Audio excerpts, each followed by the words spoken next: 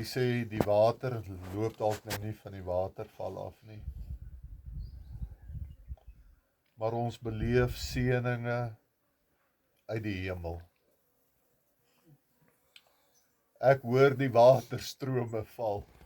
So wonderskoon, so wonderskoon. Here, dankie dat u ontmoeting en u afspraak met ons nagekom het. Ons is bevoorreg. Dankie dat u ons ingewag het, maar dat u ons nie nou laat gaan nie. Die woord kom sit in ons harte, ons is gestig. Ons kan sê ons het vandag amper 'n bovertrek ervaring gehad. Die Heilige Gees het weer op ons neergedaal.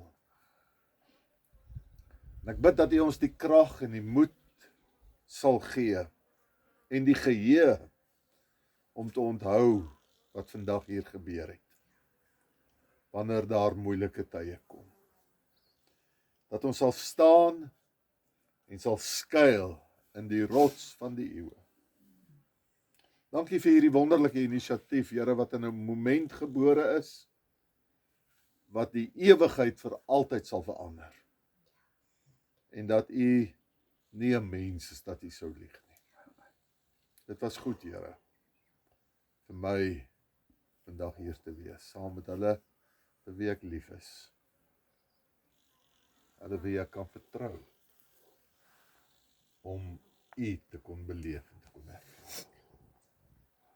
In Jesus se